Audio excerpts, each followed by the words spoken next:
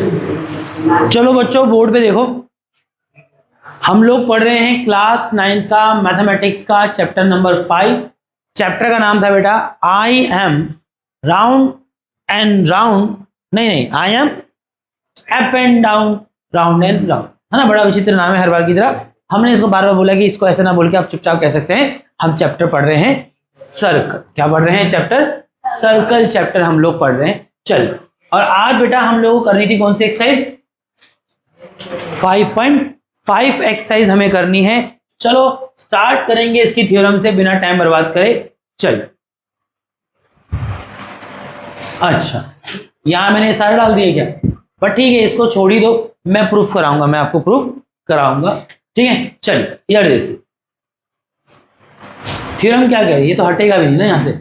चलो थ्योरम 8 क्या कह रही है, बड़ा अजीब ढंग से उसने उसको लिखा है। मैं आपको इसको आसान करूंगा कि क्या कहना चाहता है, बट फिर भी बुक के हिसाब से ही पहले जाना चाहेंगे। थ्योरम क्या कह रही है? कहता है लेट, मान लीजिए ए बी, दिख रहा है सभी को? दिख रहा है ए बी किसकी बात करें? A B and D B two कोड of a circle with centre C full stop. इतना सबको समझ आया क्या कहना चाह रहा है? कह रहा मान लीजिए एक सर्कल जिसका सेंटर सी है, उस पे दो कोड हैं, एक कोड है ए बी, एक कोड है डी। सबको दिख रहा है क्या बोला? अब फिगर में भी दिख रहा है क्या है। चलिए आगे उसने कहा सपोज मानिए ये जो ए बी है ये डी से ग्रेटर है। तो क्या बोल रहा है? तो एक्चुअली वो कहना चाहता है कि मानिए कि ए बी कोड डी कोड से क्या है, लेंथ में बड़ी है ना। तो उसने कहा सपोज कीजिए कि जो ए बी है, बोले तो ए बी कोड का जो लेंथ है वो डी कोड से ज्यादा है। ठीक है, मान लिया कि हाँ ए बी कोड डी से बड़ी है। Then the distance from C to A B, अगर ऐसा है तब सी से ए बी का जो डिस्टेंस है, डिस्टेंस आप जानते हैं परपेंडिकुलर डिस्टेंस है ना, तो ए बी का सी से जो डिस्टेंस है वो लेस है, क्या है? कम होगा then the distance of C to D. कुछ समझ क्या कहना चाह रहा है वो? उसने कह दिया एक तरह से कि अगर ए बी कोड दूसरी कोड डी से बड़ी है तो जो कोड बड़ी है उसका सर्कल के सेंटर से डिस्टेंस जो है वो कम है।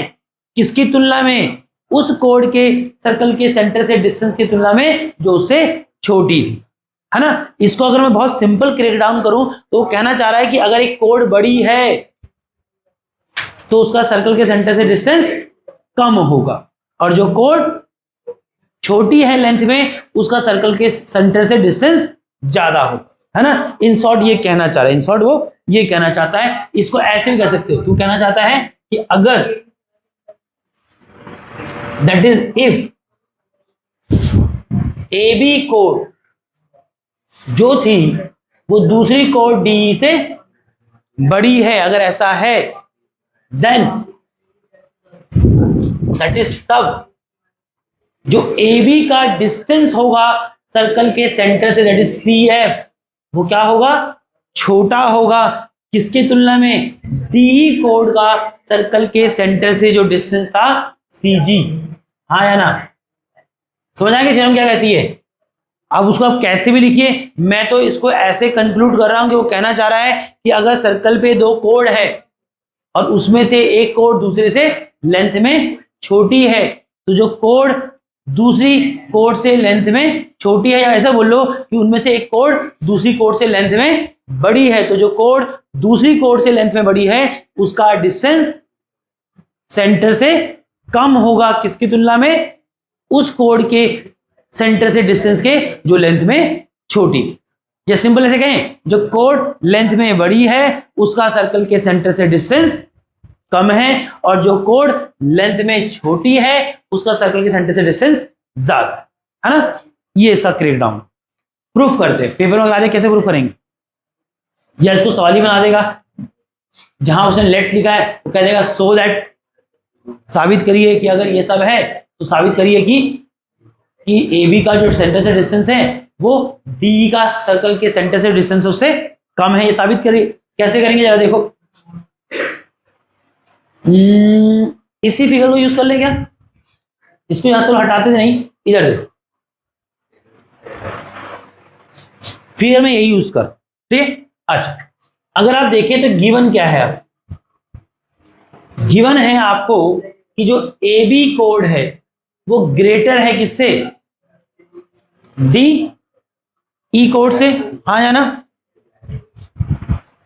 और टू प्रूफ की अगर मैं बात करूं तो टू प्रूफ क्या करना है, हमें साबित करना है क्या, हमें साबित करना है कि ए बी कोड जो लेंथ में बड़ी है उसका सर्कल के सेंटर से जो डिस्टेंस सी एफ है वो क्या है, कम है, किसकी तुलना में, इससे छोटी जो लेंथ में कोड थी उसके सर्कल के सेंटर से डिस्टेंस, दैट इज सी जी।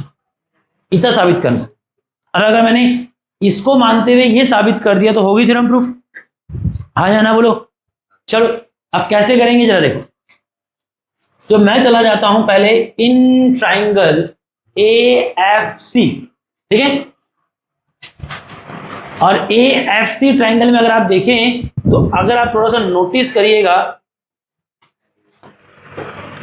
तो आप जानेंगे कि ये सी एफ जो है ना वो ए बी कोड का सर्कल से सेंटर से डिस्टेंस है। मैंने कहा distance is a perpendicular line, तो ये 90 डिग्री बन रहा है। तो आई थिंक आप मैं यहाँ पर ट्राइंगल ए एफ सी को देखूं तो triangle A F C is a right angle triangle, उसमें बोधियाना पाइथागोरस थ्योरम लगाया जा सकता है, हाँ या ना, ठीक है। तो ट्राइंगल ए एफ सी में मैंने बोधियाना पाइथागोरस थ्योरम लगाया तो क्या होगा बेटा, ए सी का स्क्वायर बोलो is equal to A F square बोलो, है ना, और सी प्लस में सी एफ का स्क्वायर बोलो, हाँ या ना। और तुम भी जानते हो ए सी क्या है, सर्कल का रेडियस है, हाँ या ना। उसको लिख सकते हैं क्या, आर का स्क्वायर। तो R square is equal to A F square plus C F square. बोलो इतना क्लियर है, बोलो बेटा। अच्छा इसी तरह से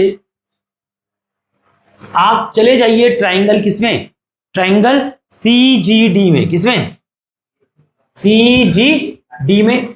अब ये जो ट्राइंगल सी जी डी है इसमें तुम जानते हो सी जी जो है वो डी कोड का सर्कल के सेंटर से क्या है, डिस्टेंस, डिस्टेंस है मतलब एक परपेंडिकुलर लाइन है ये। तो ये ट्राइंगल जो सी जी डी है दैट इज एन आल्सो अब राइट एंगल ट्राइंगल, इसमें भी बोधियाना पाइथागोरस थ्योरम लगाया जा सकता है। तो ट्राइंगल सी जी डी में लगाया यूजिंग, लिख सकते हो आप, लिखना पूरा पेपर में, यूजिंग बोधियाना पाइथागोरस थ्योरम। तो क्या है, जो सी डी है उसका स्क्वायर इक्वल होगा किसके, बोलो D G square plus C G square, बोलो है कि नहीं, D G square plus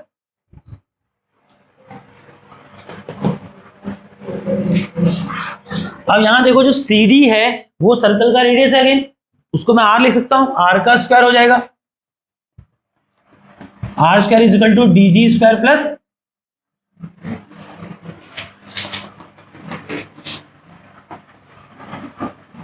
C G square. अब ये इक्वेशन अगर 1 मान लेता और इसको इक्वेशन सेकंड मानूं तो मुझे बताओ from equation first and second क्या दिख रहा है, from equation first and second दिख रहा है कि A F square plus C F square is equal to हो जाएगा D G square plus C G का स्क्वायर, बोलो फॉलो, हाँ या ना। तो from equation first and second मैं लिख सकता हूं क्या, A F square plus C F square, क्योंकि ये पूरा भी कितना है बेटा, आर स्क्वायर, और ये पूरा भी क्या है, सेकंड इक्वेशन है आर स्क्वायर, है कि नहीं। अब थोड़ा दिमाग लगाना है यहां में बच्चे, इतना आ गया। अब मुझे एक चीज बताओ, इसमें अगर आप ध्यान दीजिए ए बी जो था, सुनना, तुम जान रहे हो कि ए एफ क्या है, ए बी का हाफ है, हाँ या ना, है कि नहीं। या तुम अगर चाहो तो मैं सीधा लिख सकता हूं, तुम भी जानते हो ए एफ क्या है, ए बी का हाफ, है कि नहीं। अब तुम मुझे बताओ ए बी जो था वो डी से बड़ा था, है कि नहीं। तो अगर ए बी डी से बड़ा है तो ए बी का हाफ भी डी से बड़ा होगा। बोलो हाँ या ना, हाँ या ना बोलो, क्योंकि ए बी जो कोड है इसकी लंबाई डी कोड से ज्यादा है, और तुम जान रहे हो कि यहाँ जो ए एफ आया है वो ए एफ कुछ नहीं है, वो इस ए बी का ही हाफ है, और उधर जो आपको डीजी दिख रहा है वो डीजी कुछ नहीं है, वो दूसरी कोड डी का हाफ है। तो मुझे बताओ अगर ए बी डी से ग्रेटर है तो ए बी का हाफ भी डी के हाफ से बड़ा ही होगा, हाँ या ना, बोलो बोलो बोलो, है कि नहीं। और अगर ए बी का हाफ जो कि ए एफ है वो डी के हाफ डीजी से बड़ा होगा, तो मुझे लगता है ए एफ का स्क्वायर भी डीजी के स्क्वायर से बड़ा ही होगा, हाँ या ना बोलो, है कि नहीं। तो मुझे एक चीज बताना, तो सबको समझ आ रहा है कि यहां ए एफ स्क्वायर क्या है, बड़ा है किसकी तुलना में, यहां जो ऐड हो रहा है क्या, डीजी स्क्वायर, बोलो ये छोटा है, और फिर भी ये दोनों बराबर कैसे हो गए, यहां ये दोनों जोड़ रहे हैं, वहां ये दोनों जोड़ रहे हैं, इन दोनों के स्क्वायर का सम इन दोनों के स्क्वायर के सम के बराबर है, हाँ या ना। और उसमें मुझे पता है कि ए एफ का स्क्वायर बड़ा है किससे, डीजी के स्क्वायर से, फिर भी बराबर कैसे हैं, इसका मतलब यहां सी एफ का स्क्वायर सीजी के स्क्वायर से क्या है, बड़ा है, छोटा है, हाँ ये बड़ा है तो यहां पर ये कम होगा, और ये कम है तो यहां पर ये बड़ा होगा, तभी तो सम बराबर हो रहा है। सोचो अगर ये भी बड़ा होता इससे तो ये दोनों बड़े बड़े ऐड होके तो इन दोनों से बड़े ही हो जाते हैं, बोलो आया ना, बोलो समझ आ रहा है कि नहीं आ रहा भाई, ठीक है। तो मैंने यहां लिखा एज, तो इसको इक्वेशन 4 मार्क किया या 3 मार्क कर सकते हो, बोलो। तो मैंने लिखा एज ए बी ग्रेटर है किससे, डी ई से, तो दोनों का अगर मैं हाफ करूंगा तो बेटा, तो ए बी अगर डी से ग्रेटर है तो ए बी का हाफ भी डी के हाफ से ग्रेटर ही होगा, आया ना। और ए बी का हाफ क्या है, ए एफ, बोलो, और डीसी का हाफ क्या है, डीजी, मतलब ये जो ए एफ है ये डीजी से बड़ा है, और अगर ए एफ डीजी से बड़ा है तो मैं बेटा ए एफ का स्क्वायर भी डीजी के स्क्वायर से बड़ा होगा, आया ना। अब इक्वेशन 3 को देखो, अब इक्वेशन 3 में समझ आने लगे क्या है दिक्कत, देखो ना क्या बात है कि यहां जो ए एफ स्क्वायर आ रहा है ये ए एफ स्क्वायर यहां बड़ा है, बट यहां जो डीजी स्क्वायर है वो छोटा है, तो इसका मतलब क्या है कि सी एफ का स्क्वायर सीजी के स्क्वायर से छोटा है, हाँ या ना, ठीक है। तो इसके आधार पे, ठीक है, जगह छोटी छोटी छोटा कर दूं क्या, ठीक है ना।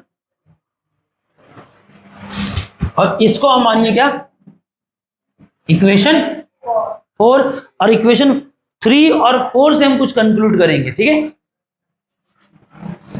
फ्रॉम इक्वेशन 3 एंड 4 मैं क्या देख सकता हूं, मुझे समझ आ गया कि यहां इन दोनों में ये बड़ा है और उन दोनों में ये छोटा है, बट फिर भी सम बराबर कैसे है इन दोनों का, मतलब यहां ये कम होगा और वो ज्यादा होगा। तो इक्वेशन 3 और 4 को देख के मैंने फाइनली कंक्लूड किया कि सी एफ का स्क्वायर क्या है, लेस है किससे, किससे, सीजी के स्क्वायर से, बोलो हाँ या ना। और अगर सी एफ का स्क्वायर सीजी के स्क्वायर से कम है मींस सी एफ सीजी से छोटा है, बोलो हाँ या ना।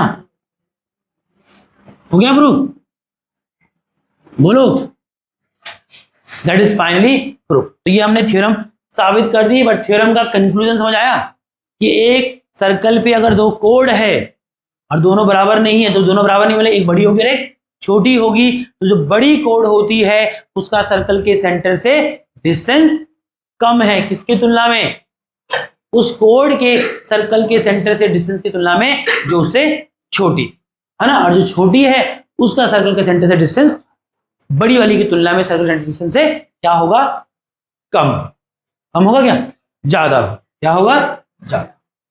समझ आया नहीं आया बताओ।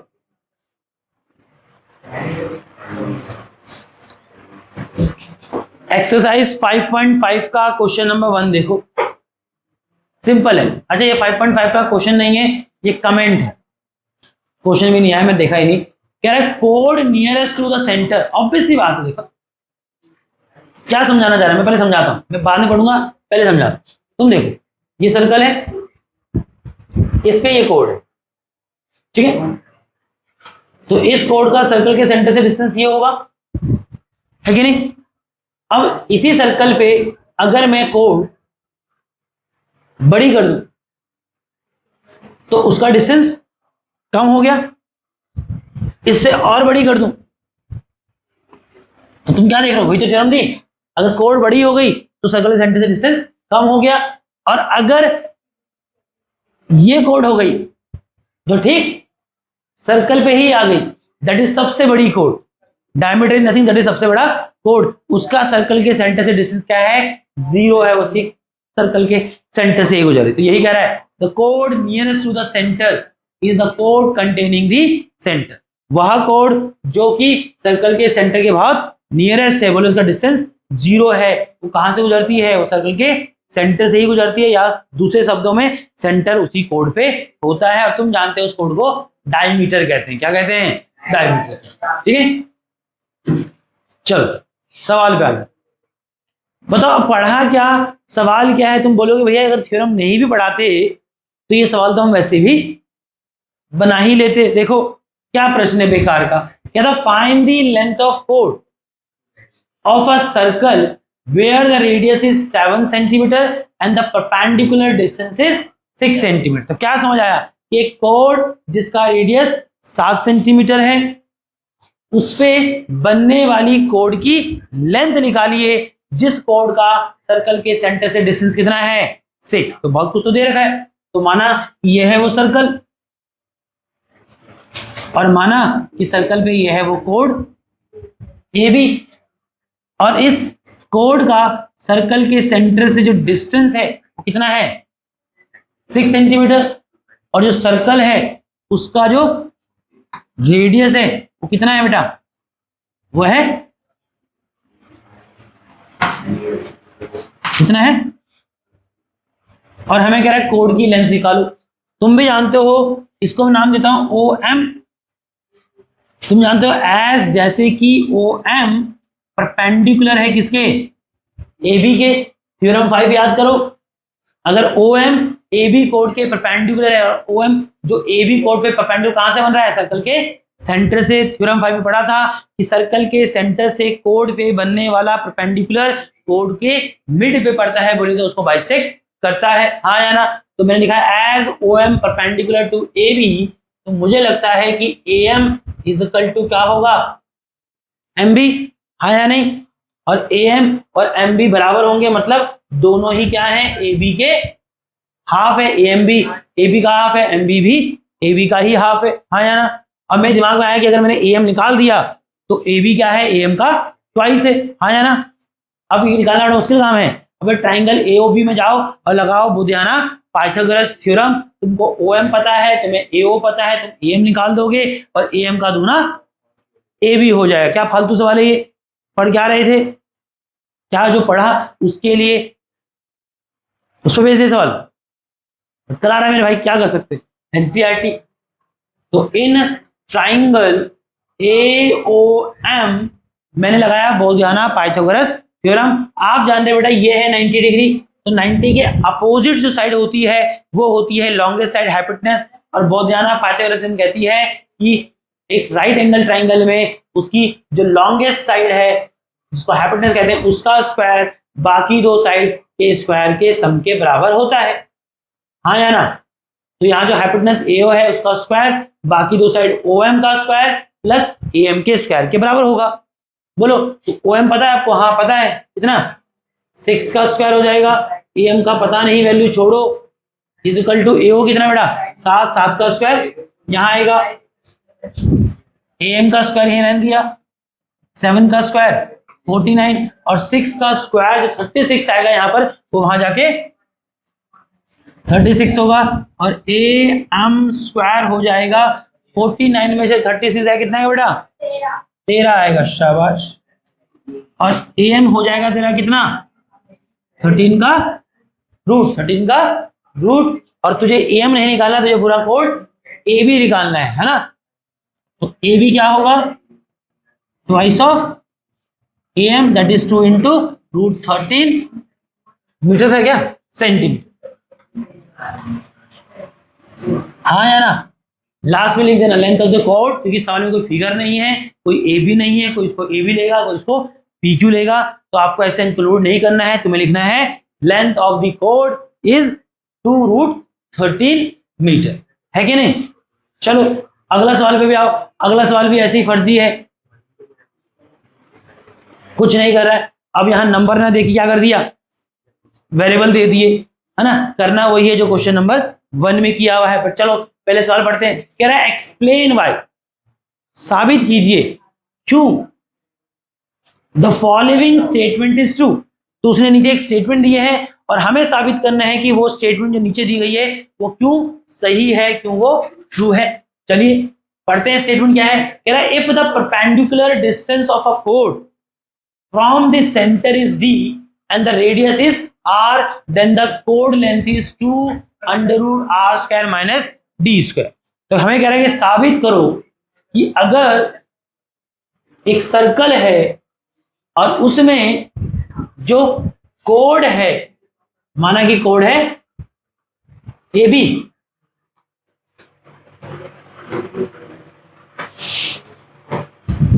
माना कि एक सर्कल है और उसमें कोड है ए बी, और कह रहा है कि साबित करो कि अगर जो परपेंडिकुलर डिस्टेंस है किसका कोड का, कहां से सर्कल के सेंटर से, वो कितना है डी।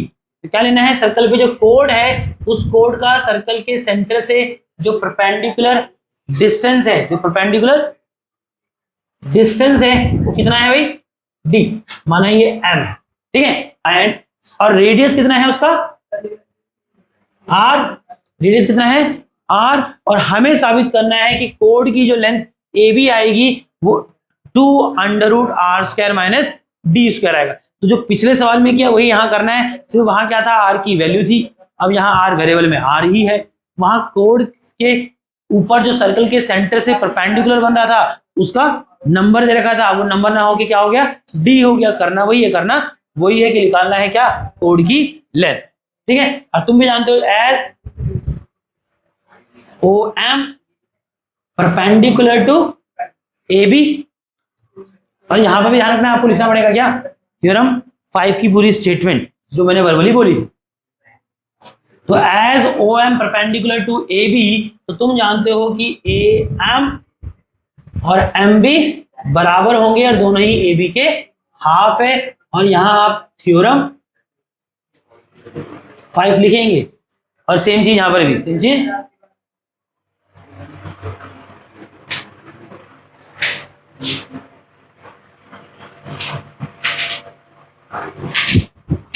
ठीक है।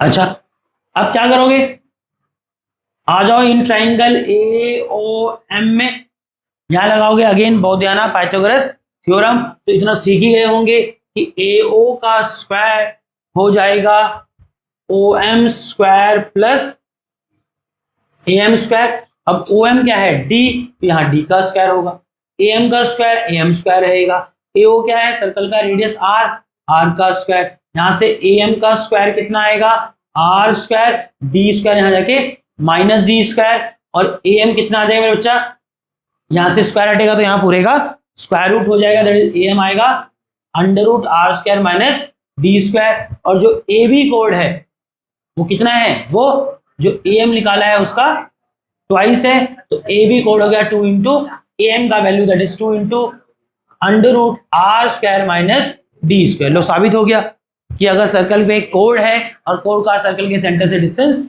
D होता है या D है और सर्कल की रेडियस R है, तो कोड की लंबाई होती है 2 under root R square minus D square. हाँ जाना लिख देना हैंस प्रूफ।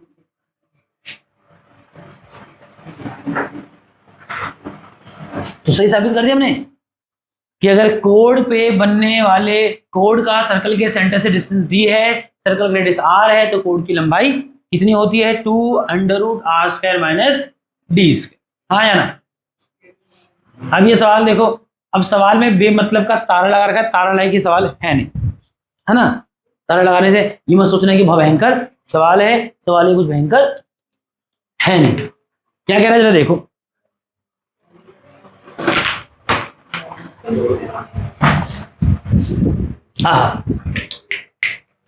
कहता है इन अ सर्कल, एक सर्कल है, if the distance of code A B from the centre is twice the distance of another कोड C D from the centre. क्या समझ आया? कह रहा है कि अगर distance of code A B, circle पे जो कोड ए बी है उस कोड ए बी का distance from the centre, circle के सेंटर से जो, तो कोड ए बी का सर्कल के सेंटर से जो डिस्टेंस है वो क्या है? ट्वाइस है, 2 गुना है किसके? डिस्टेंस ऑफ अनदर कोड C D from the centre. तो क्या समझ आया? हमें साबित नहीं करना, हमें ये दे रखा है कि सर्कल पे कोड है और कोड जो ए बी है अगर उसके सर्कल के सेंटर से जो डिस्टेंस है या उसका सर्कल के सेंटर से जो डिस्टेंस है वो डबल है किसकी तुलना में? जो दूसरी कोड सी डी का उसकी सर्कल के सेंटर से डिस्टेंस है कि नहीं। देन अगर ऐसा है तो हमें साबित करना है, देन कैन वी कंक्लूड, तो क्या हम कंक्लूड कर सकते हैं कि जो सी डी कोड है वो ए बी कोड के लेंथ का दुगना है। कह रहा है give reason for your answer. Reason क्या देंगे? प्रूफ करेंगे ना भाई, प्रूफ ही रीजन है।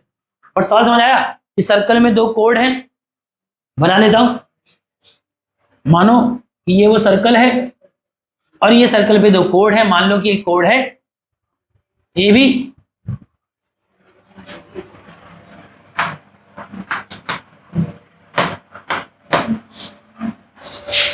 मान लो ये है सर्कल पे कोड ए बी और ये है सर्कल पे कोड सी डी।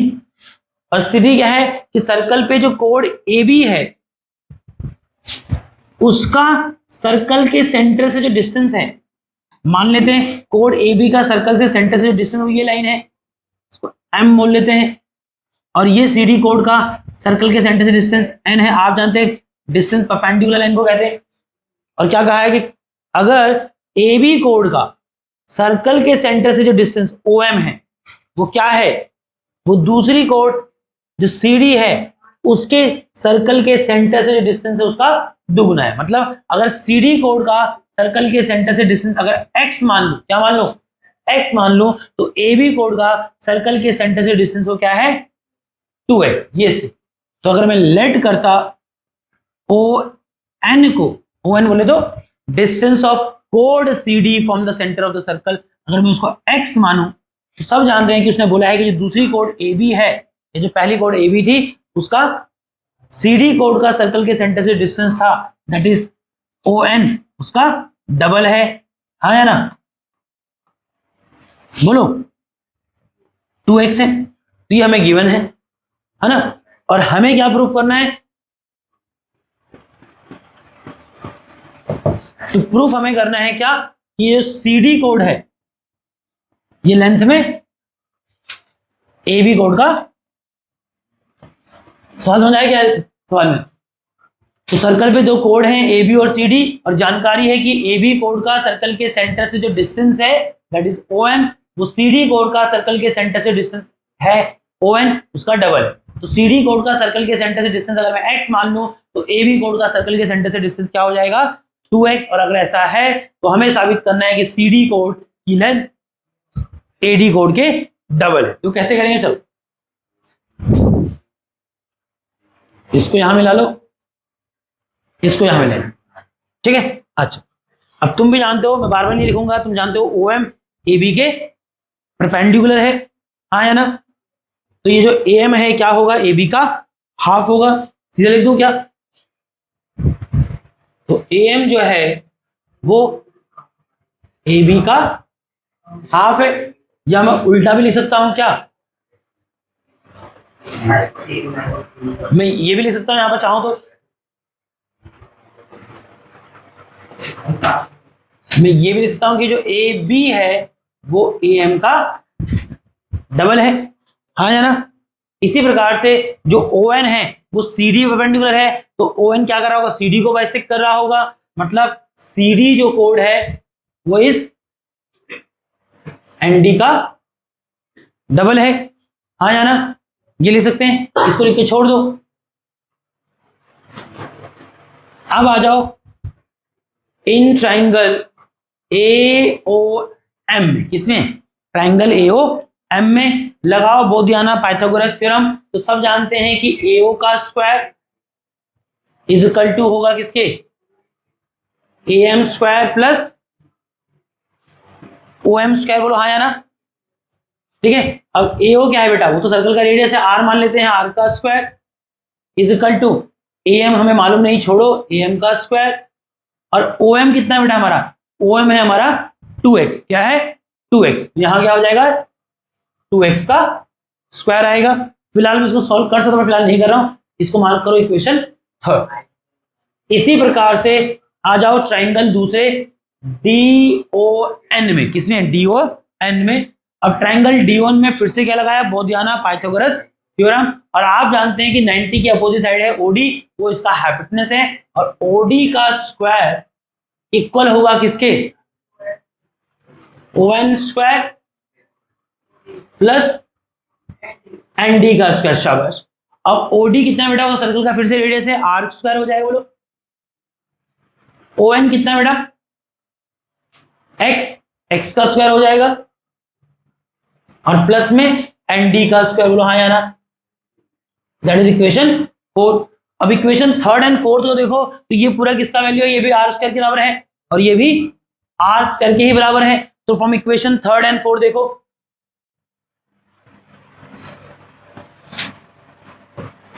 तो from equation third and fourth हम क्या कंक्लूड कर सकते हैं कि जो ए एम का स्क्वायर है प्लस 2x का स्क्वायर इज इक्वल टू हो जाएगा इसके x square plus N D square, बोलो हाँ या ना।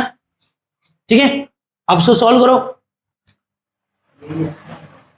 अब ए एम का स्क्वायर जो है, चलो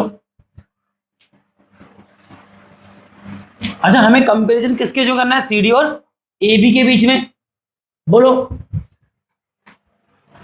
बोलो,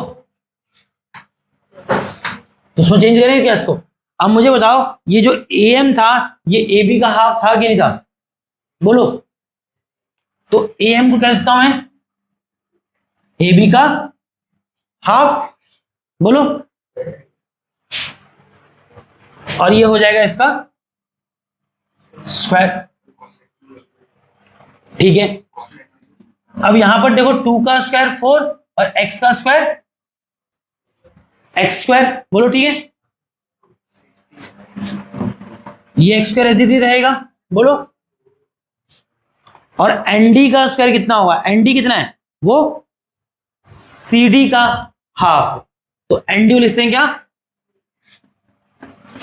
सीडी का हाफ, और इसका स्क्वायर हो जाएगा, इसका स्क्वायर हो जाएगा, बोलो हाँ या ना। अब मुझे कंपेयर करना है ए बी और इसको सी डी को ही कंपेयर करना है ना, कैसे करेंगे, बट यहां पर एक्स एक फालतू टर्म आ रहा है, और एक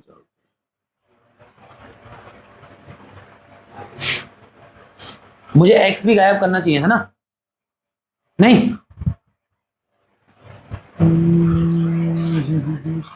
मुझे लगता है जाओ,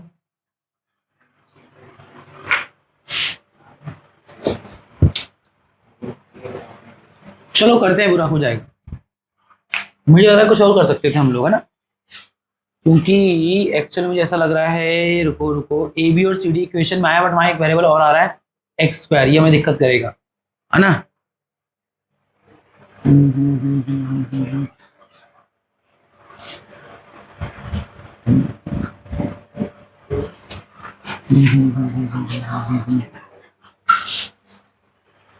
मुझे ये पता है ये उसका दुगना है, वो ठीक था।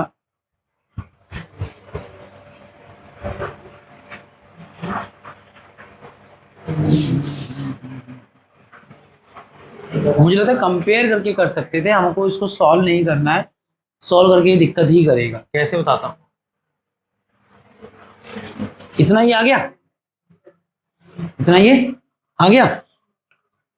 अब यहां एक चीज नोटिस करो,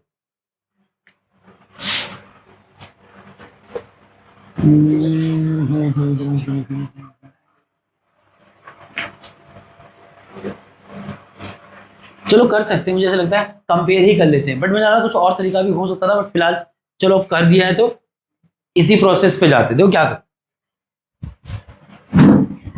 ये इधर आके माइनस हो सकता है क्या, बोलो हो जाएगा। एक्स स्क्वायर टर्म है कि नहीं,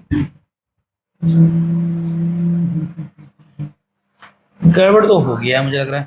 देखो ना A B by A B का स्क्वायर बाय 2 का स्क्वायर 4 हो जाएगा। ये एक्स स्क्वायर यहाँ के माइनस होगा, 4x स्क्वायर में से एक्स स्क्वायर जाएगा कितना आएगा भैया, 3x स्क्वायर है कि नहीं। मुझे गड़बड़ हो रहा है यार, ये ऐसे नहीं होने वाला है, ऐसे नहीं होने वाला है ये। 3x स्क्वायर और इधर हो जाएगा कितना, CD स्क्वायर प्लस 4। ये एक्स स्क्वायर कहानी खराब कर रहा है ना, हमको ए बी और सी डी को कंपेयर करना है। अब एक तरीका तो था मेरे पास, बट आई थिंक आगे निकल चुके हैं अब। 3rd and 4th से दोनों बराबर आ रहे हैं। हाँ भैया, हाँ जाओ बेटा, तुम चले जाओ, तुमको जाना है, तुमको ज्यादा दिक्कत हो गई है। गेट बंद करना बेटा। मेरे दिमाग में एक विचार और आया कि यार हमको करना तो CD और AB को ही कंपेयर था, बट दिमाग में आ रहा है कि AM और ND भी कंपेयर हो जाते तो बात बनती, बट कंपेयर नहीं हो पा रहे।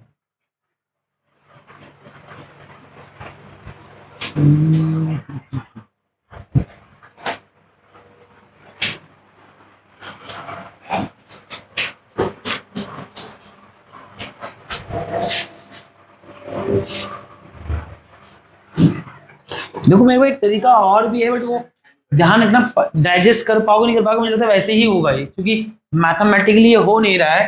कंपैरिजन कर सकते थे, यहां तक पहुंचे थे नहीं पहुंचे थे, बताओ, ये ध्यान रखना। I think from equation 3rd and 4th जब हम गए तो ये तो सबको समझ आया था यहां तक।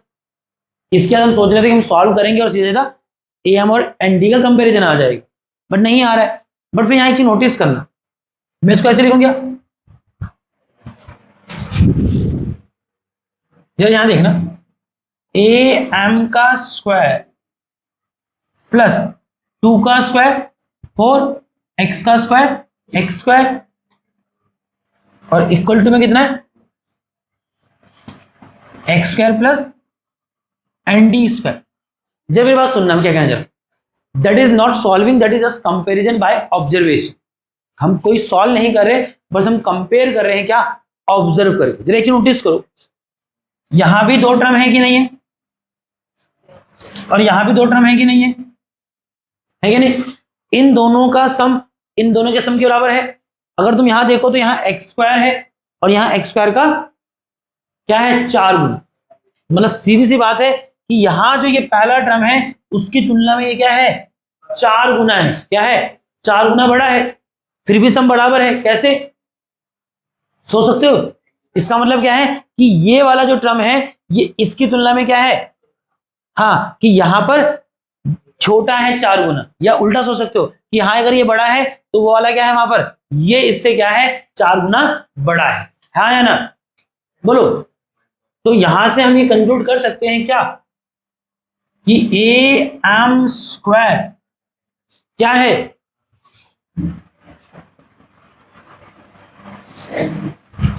क्योंकि यहां ये बड़ा है ऑलरेडी। हाँ या ना, तो यहां अगर ये इससे 4 गुना है तो फिर बराबर कैसे हो रहा है, मतलब ये जो यहां ND स्क्वायर है, बोलो, है कि नहीं। मतलब यहां पर ये, तो यहां पर ये बड़ा है, कितना बड़ा होगा इससे, इसका 4 गुना, इसका, समझे, बोलो। अब दोनों तरफ क्या करा, स्क्वायर रूट करो, दोनों तरफ क्या करा, स्क्वायर रूट करो।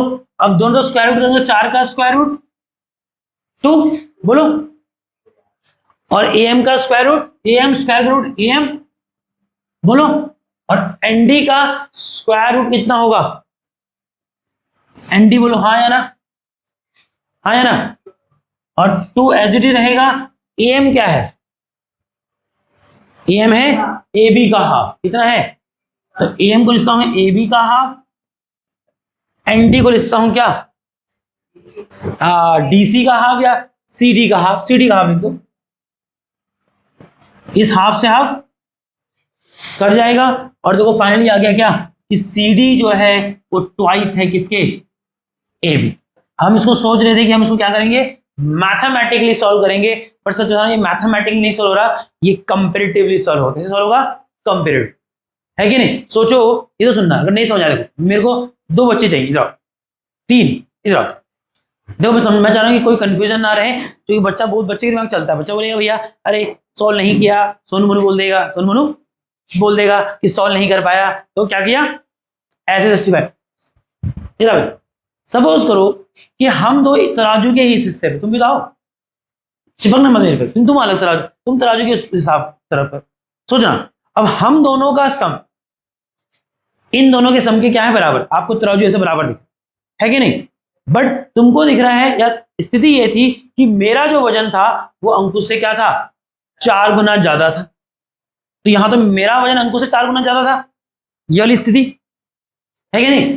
फिर भी तुम दोनों का सम हम दोनों के सम का बराबर ही है, कैसे, तो मैं अगर यहां अंकुश के वजन का 4 गुना हूं, तो वहां उसकी भरपाई कौन कर रहा है, पुष्कर कर रहा है, तो यहां पुष्कर का वजन इसके वजन का क्या रहा होगा, 4 गुना रहा, और हो गया बराबर। नहीं समझे, समझ रहे, तो यहां सॉल्व नहीं किया, यहां ऑब्जर्वेशन लगाया, क्या लगाया, क्या लगाया, हाँ, टाइम पे आएगा ट्यूशन, बोलो हाँ या ना, क्लियर है, ठीक है,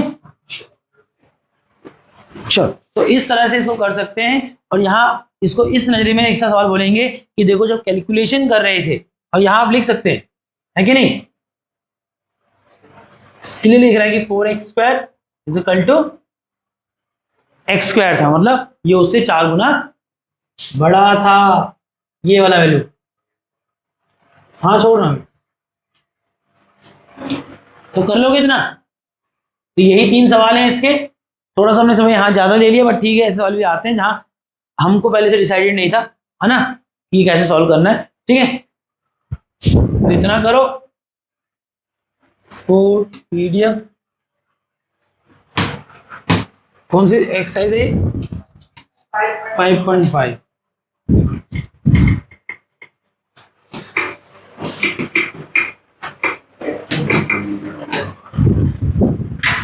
फिर भी मैं एक बार इसको देखूंगा कि क्या कोई और तरीके से अगर ये हो सकता है विदाउट कंपैरिजन, मुझे चांसेस कम ही लग रहे हैं, मुझे चांसेस कम ही लग रहे हैं, मुझे कंपैरिजन सही होगा, बट फिर भी अगर ये मैथमेटिकली किसी और तरीके से जाएगा तो मैं दोबारा करा दूंगा वो तरीका भी। बट फिलहाल के लिए जो मुझे समझ आया कि सॉल्व होके तो नहीं हो रहा था, बट हाँ कंपेरेटिवली इसको प्रूफ किया जा सकता। समझ आया देखो दोस्त, ऐसे क्या देख, क्या हो गया, क्या हो गया, हाँ ठंड लग रही है, ठंड क्यों लग रही है,